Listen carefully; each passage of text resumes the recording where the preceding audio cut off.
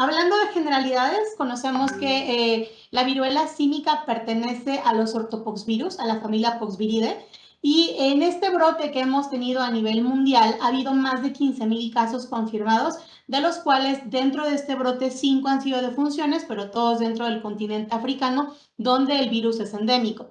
Se han reportado en este brote casos en más de 70 países, 74 países para ser exactos, y se han reportado en las 6 regiones de la OMS. Esto tomó mayor relevancia cuando el sábado pasado la Organización Mundial de la Salud declaró a la viruela símica como una emergencia de salud pública de importancia internacional, donde se solicitó a todos los estados, pues todas las naciones que hubieran sido afectadas, que se inicie ya un esfuerzo conjunto para poder llevar a cabo la evaluación extensa de estos pacientes. Dentro de la historia natural de la enfermedad, conocemos que la viruela símica se contagia principalmente cuando es de humano a humano por contacto estrecho. Y esto es estar cerca de una persona, sobre todo cuando hay erosiones o hay soluciones de continuidad en la piel y se tiene en contacto cercano con las lesiones que se encuentran activas. Esto incluye también la vía sexual. ¿Por qué? Porque la vía sexual implica un contacto estrecho. No necesariamente, como ya vemos aquí, que hay una posible transmisión sexual que se ha evaluado desde el 2017, pero que sigue bajo investigación. Pues no, lo más frecuente es que sea porque hay un contacto cercano y es lo que hemos estado viendo principalmente en este brote. Otras formas es a través de fluidos corporales, principalmente saliva y gotitas respiratorias. Y esto quiere decir que, por ejemplo, ahorita nos está ayudando muchísimo la cuestión de los cubrebocas que todavía seguimos utilizando en nuestro país, pero las gotitas respiratorias pueden ser una forma muy eficiente de contagio. Y esto puede ocasionar que también hay objetos contaminados donde en este brote se ha identificado que puede persistir el virus.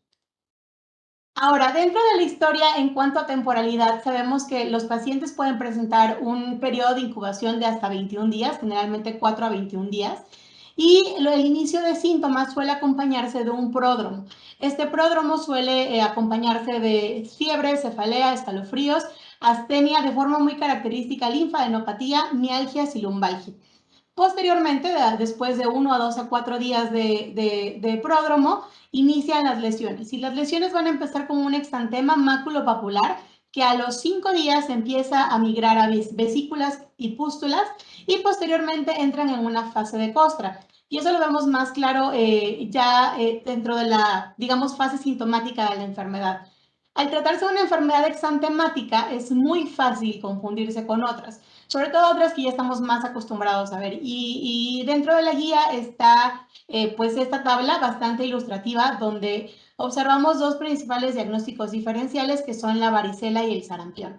Aunque todos comparten un periodo prodrómico, algo muy característico de la viruela símica es que es un pródromo que posteriormente va a llevar a un desarrollo lento de las lesiones. Diferente a varicela y sarampión, donde la progresión es bastante rápida. La segunda es que la expansión de las lesiones cutáneas en un principio y en el monkeypox clásico es de mayor densidad en la cara y suele iniciar en la cara. Hay afectación palmoplantar, lo cual no es tan frecuente y es característico de pocas dermatosis. Y la otra cosa que es muy importante es que en estos casos en particular, en estos brotes que hemos tenido recientemente, las lesiones aparecen en genitales y región perianal. Esto probablemente por el contacto cercano que se tiene durante esta transmisión que ocurre no necesariamente por una relación sexual, pero sí por un contacto cercano. Dentro de las otras cosas que nos diferencian es que en la viruela símica de forma frecuente vamos a encontrar linfadenopatía, lo cual no es tan frecuente en sarampión y no ocurre en varicela. Ahora, algo muy importante y que se ha venido trabajando y que volvimos a cambiar recientemente gracias al CONAVE, porque venía todavía la definición de la localización en cara, que sabemos que no es lo clásico en este brote, es que se va a considerar un caso probable a cualquier persona de edad y sexo. Hay hombres, hay mujeres, hay niños, hay embarazadas, que presente una o múltiples erupciones cutáneas o también en mucosas y uno o más de los siguientes signos y síntomas: fiebre, mialgia, cefalea, linfadenopatía, astenia, artralgias y que no cuente con un cuadro clínico que explique pues, el cuadro actual.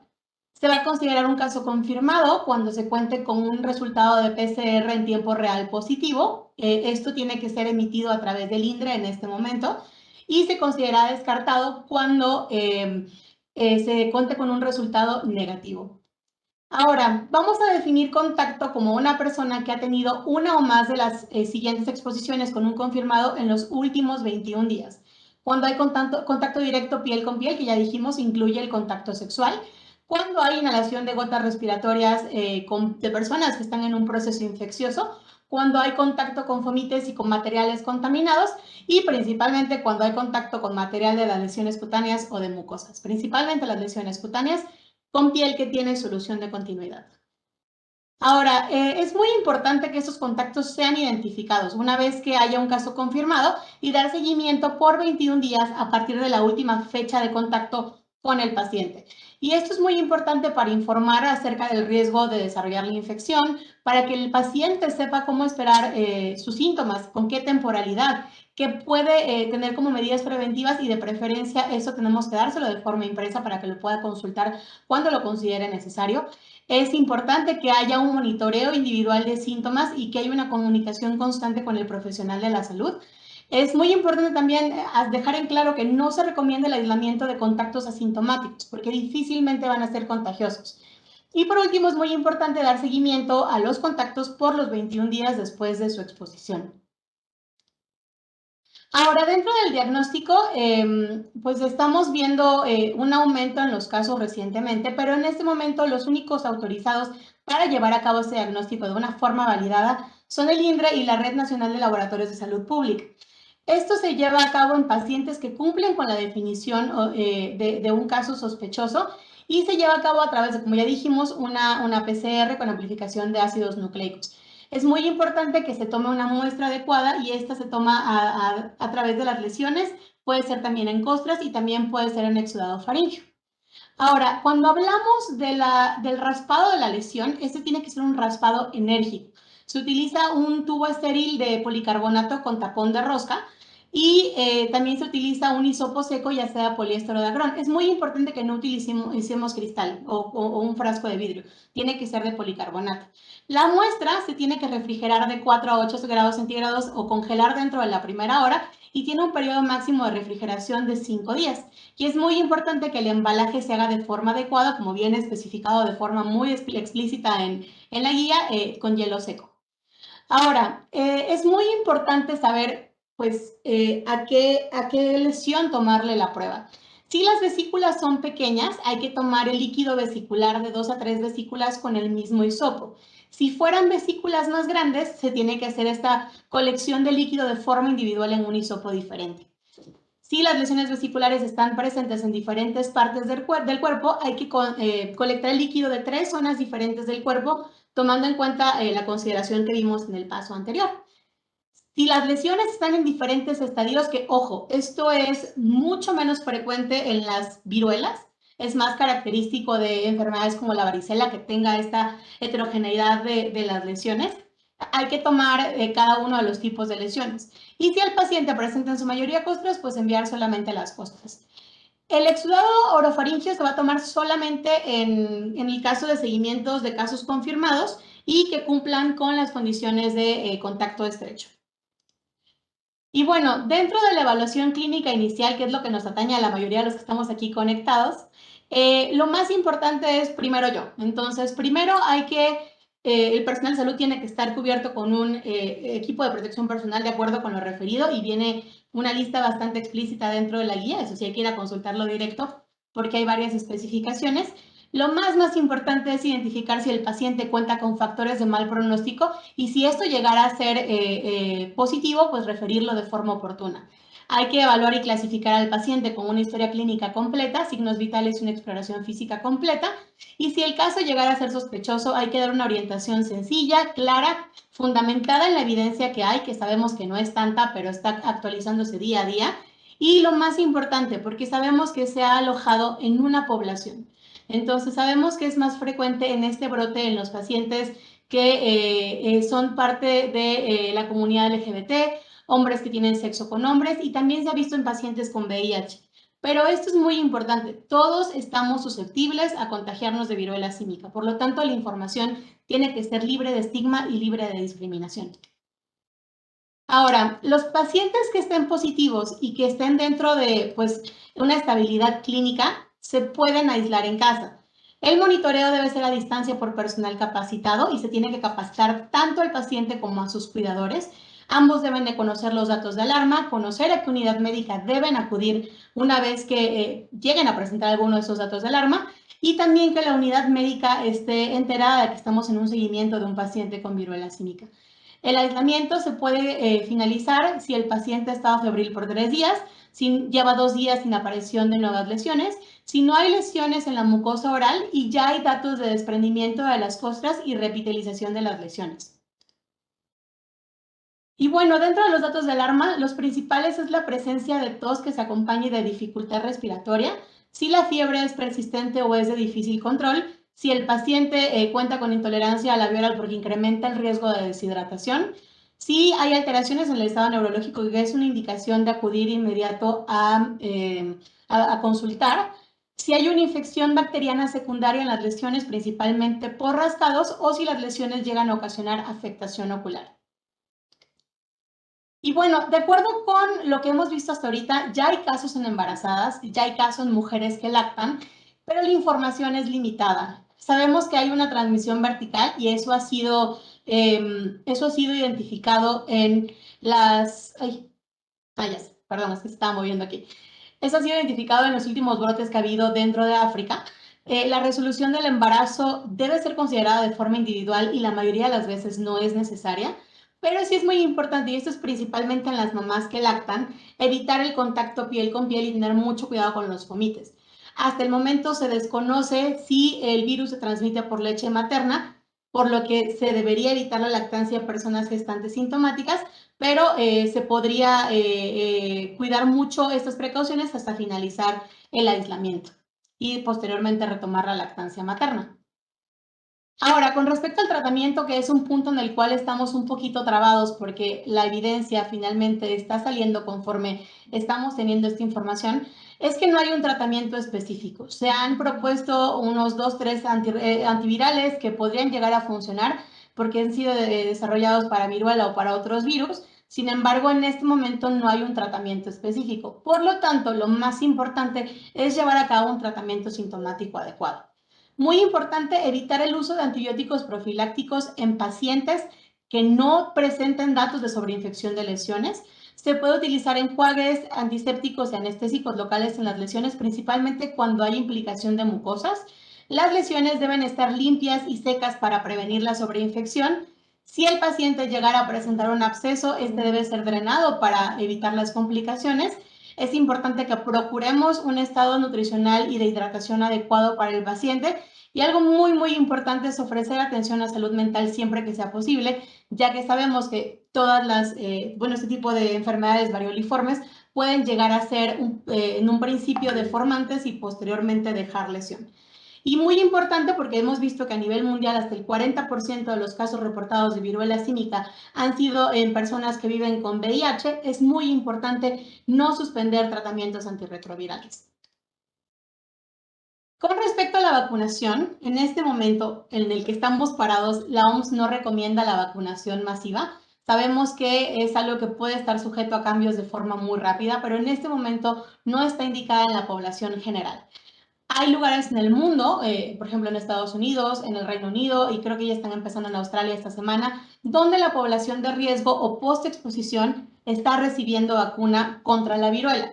Sin embargo, esto está siendo sujeto a análisis de información y evidencia disponible por el Grupo Técnico Asesor de Vacunación. Ya ha sido propuesto, sin embargo, en este momento, debido a la evidencia que hay, no ha habido una resolución al respecto. Ahora, con respecto a la donación de hemocomponentes, y le agradecemos mucho esto al Centro Nacional de la Transfusión Sanguínea, no se han detectado casos por transfusión sanguínea, por lo tanto, no hay recomendaciones actuales para tamizar, pero ante la pura fisiopatología y lo que hemos visto en este brote, que se ha salido de lo habitual de la evolución del monkeypox, se recomienda diferir los casos probables o confirmados al menos 21 días después del contacto o el inicio de síntomas, pensando en la historia natural de la enfermedad. Y si llegara a haber alguna actualización de esta indicación, se va a poner en una actualización de la guía, pero además va a ser emitida por el Centro Nacional de la Transfusión Sanguínea. Ahora, dentro del riesgo de contagio en el personal de salud, sabemos que cuando hay un uso de equipo de protección personal adecuado, la probabilidad es baja. Entonces, si hay un contacto cercano sin un equipo de protección personal adecuado, esto equivale a un riesgo moderado. Es más importante cuando ocurre en un personal de laboratorio, porque esto ya es un riesgo alto de transmisión. Estamos, en teoría, tomando lo que es más infeccioso de la lesión para poder probarla. Entonces, si el personal de laboratorio se expone sin protección adecuada, pues el riesgo es más alto. En caso de que cualquiera de estos contactos se exigiera, hay que notificar a la unidad de vigilancia epidemiológica hospitalaria, no excluir al paciente o, bueno, al sujeto del trabajo si son asintomáticos, pero sí realizar una vigilancia activa de 21 días y evitar que esta persona que fue expuesta trabaje con pacientes vulnerables, principalmente en estado de inmunosupresión.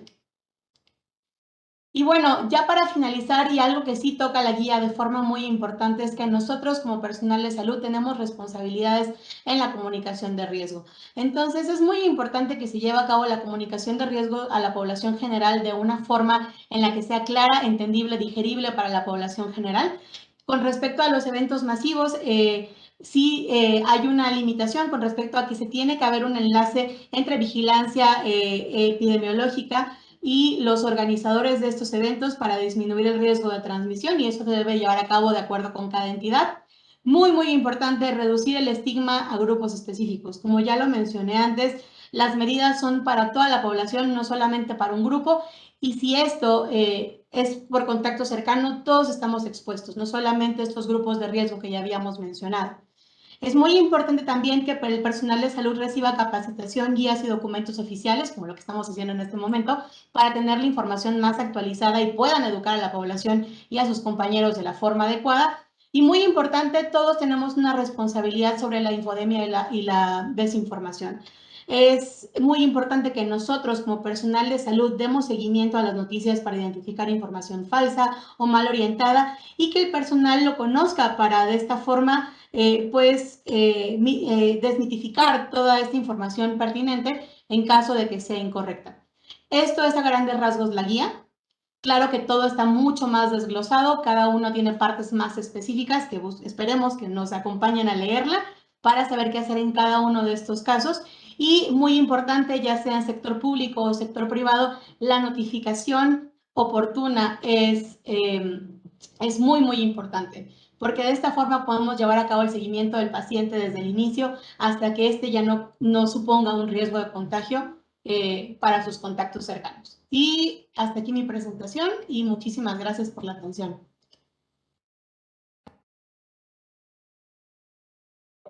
Muchísimas gracias, doctora Carla. La verdad es que nos da muchísimo gusto el poder contar, pues obviamente con su presencia y con su ponencia y pues obviamente con todo el equipo que en este momento usted está representando de la CINSAE. Un agradecimiento muy profundo a todos los colaboradores que nos apoyaron en conformar esta guía.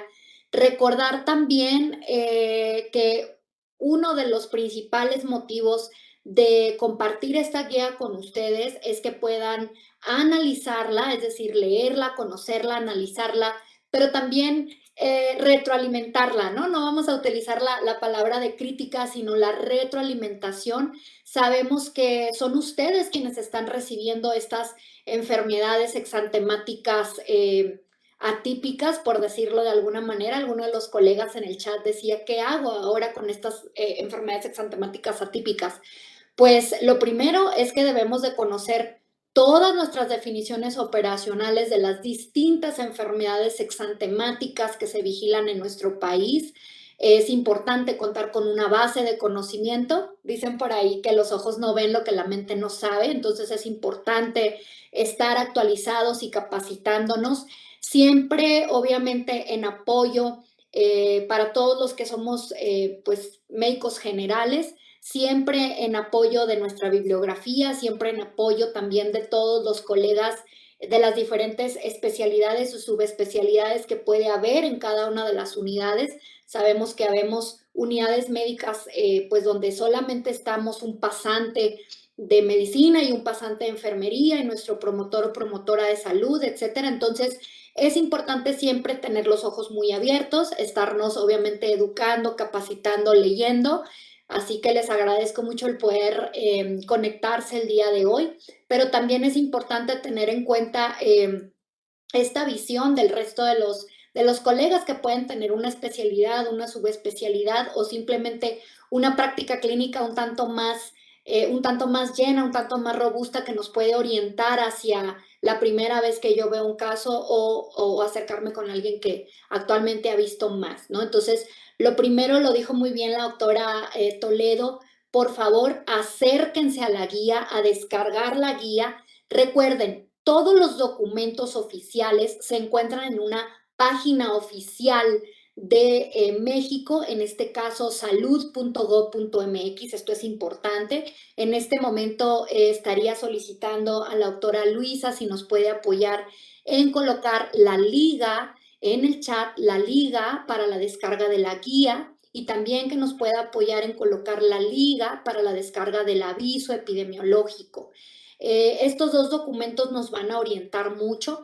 Recuerden el aviso de ocasión a quienes están conectados y no han realizado su registro. También tenemos una liga para realizar nuestro registro y les vamos a hacer llegar toda esta información, la presentación e incluso la grabación de esta sesión a todas las personas que se hayan registrado, obviamente que nos hayan brindado pues un correo electrónico para poder compartir la información. Y como les comentaba, siempre el tener un acercamiento, pues obviamente con nuestro médico general es lo más importante, ¿no? Para todo el personal de salud, exhortar a, por una parte, el conocimiento del comportamiento de la enfermedad en la población abierta, en el personal de salud, el conocimiento de las definiciones operacionales y el conocimiento de que existe una guía que es un apoyo es importante para el abordaje. Recuerden que nada sustituye la decisión del médico tratante, su criterio médico. Esta guía es un apoyo para ese abordaje,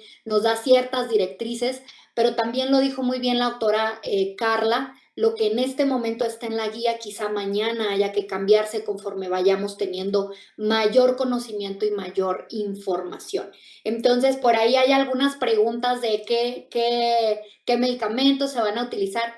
Los exhortamos a bajar la guía porque ahí lo dice. Entonces, no crean que no queremos darles la respuesta, sino que pues es una forma también de orientarlos y de presionarlos un poquito para que vayan a descargar la guía. Nuevamente estamos abiertos a la retroalimentación. Ahí vienen nuestros datos de contacto también. Su servidora elizabeth.ceballos@salud.mx.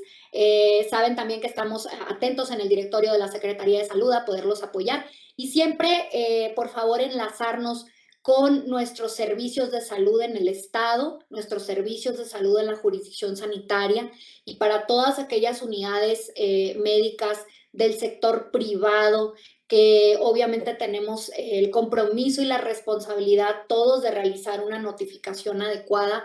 También preguntar directamente hacia nuestra jurisdicción sanitaria cuál es la vía correcta y si no tenemos ese acercamiento o el conocimiento, mándenos un correo y con todo gusto nosotros los enlazamos con el representante de epidemiología, ya sea a nivel estatal o jurisdiccional para cada una de las entidades federativas.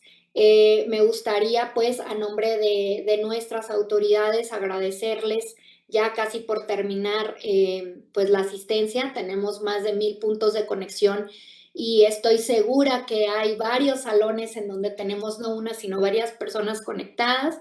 Entonces, les agradecemos mucho este interés. Hay muchas personas que no pudieron conectarse, no se preocupen, esta sesión está siendo grabada y la vamos a compartir con todos ustedes para que puedan descargarla y que puedan distribuirla también.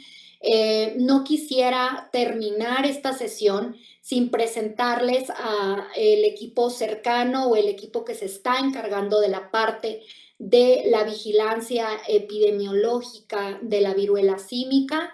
En este momento está aquí con nosotros ya conectada y nos puede saludar la doctora Luisa Sosa, La doctora Luisa es nuestra jefa de Departamento de Enfermedades Prevenibles por Vacunación y ella pues es obviamente la coordinadora principal de este padecimiento y se encuentra también con nosotros el doctor Guillermo Carvajal. Él es el subdirector de Sistemas Especiales para la Vigilancia Epidemiológica aquí en el área de enfermedades transmisibles y también está por aquí conectada con nosotros. No recuerdo muy bien si tenga cámara, pero la doctora Nancy Chávez. La doctora Nancy, ahí la podemos ver. Ella es nuestra responsable nacional del sistema de vigilancia de EFE y viruela símica. Recordemos pues que pues somos un equipo pequeño pero poderoso, atento a las necesidades y obviamente a la doctora Carla Toledo por la parte de la atención médica y el área clínica, pues no acabaría yo de mencionar la totalidad de colaboradores y de colegas que estamos al pendiente de todo. Muy bien, ella nos puso una primera diapositiva con todas las instituciones que participaron. Todas las instituciones del sector estuvieron pendientes para poder brindarles lo mejor en esta guía. Si bien nos hacen falta todavía información, la iremos integrando. Esta es la guía versión 1 y pues les daremos las versiones que sean necesarias en base a su necesidad y en base a su retroalimentación. Entonces, si me lo permite, doctora Carla, adelante. Algo que sí, o sea, con lo que menciona la doctora Santa con respecto a lo de es la versión 1, hay mucha información, sabemos que hay muchísima información, pero no podemos permitirnos compartir información que no tenga sustento, pues, o sea, basado en evidencias. Entonces, sabemos que hay ya datos acerca de antivirales, que hay datos acerca de vacunación, pero mientras no tengamos un fundamento, no podemos compartirlo en una forma pública, ¿sabes? O sea, todos estamos expuestos a la información todos los días y hay que saber seleccionar de forma adecuada. Nosotras no somos más que portavoces del consenso al que llevó a cabo todo el sector. Entonces, sí va a haber cambios, muy probablemente, y muy probablemente a muy corto plazo, porque esto está evolucionando de forma rapidísima. La otra cosa es, vi por ahí una pregunta que es si los laboratorios privados podrán hacer la prueba por PCR. Y me parece muy importante porque ya ha habido casos de laboratorios que están haciéndolo de forma extraoficial, sin embargo, son laboratorios que no han sido validados.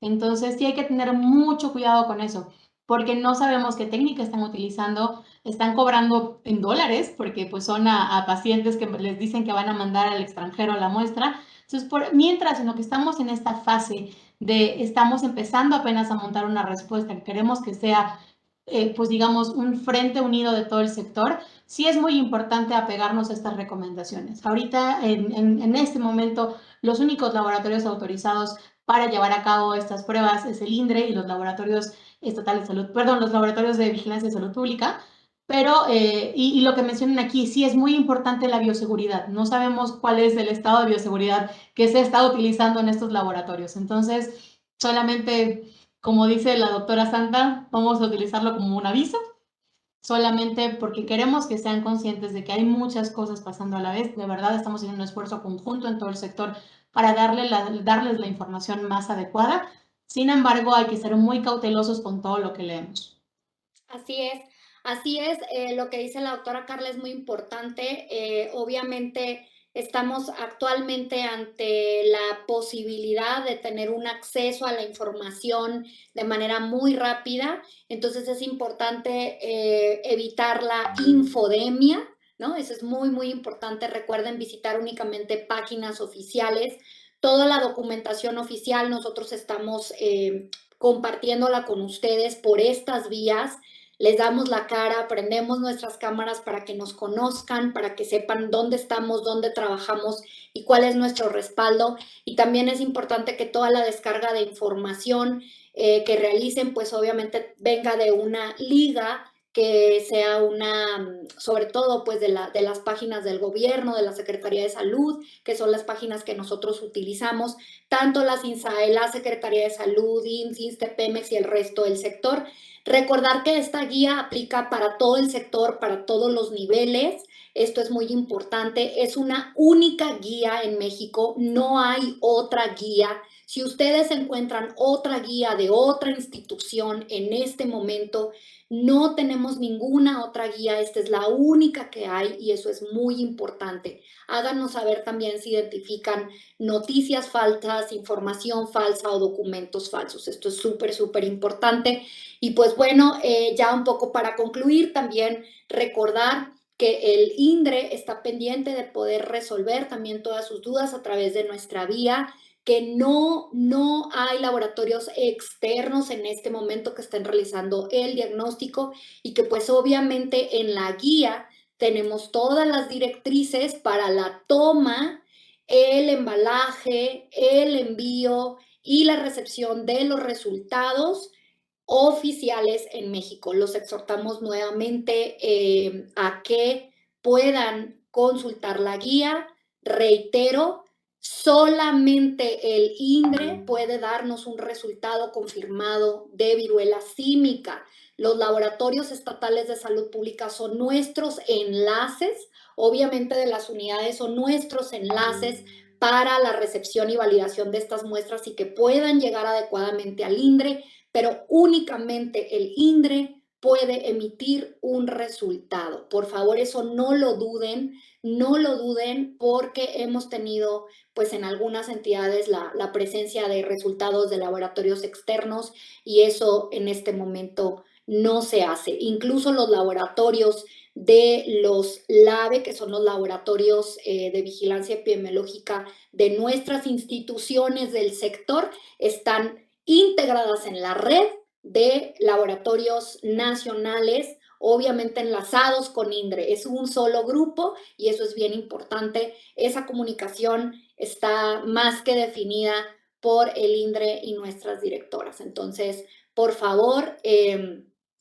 nuevamente, solamente la liga que les vamos a proporcionar de la guía que les acabo de presentar con portada color vino es la única guía oficial en México. Ninguna otra, de ningún otro color, de ninguna otra institución. Solamente esta, por favor, para quienes tienen la duda. Y pues bueno, ya un poco para terminar, me despido de ustedes, no sin antes comentarles pues que obviamente a nombre de nuestro secretario de salud, el doctor Alcocer, el doctor Gustavo Reyes Terán, obviamente, nuestro subsecretario, el doctor Hugo López Gatell y nuestro director general, el doctor Gabriel García, les agradecemos todo el interés, les agradecemos la colaboración, la participación.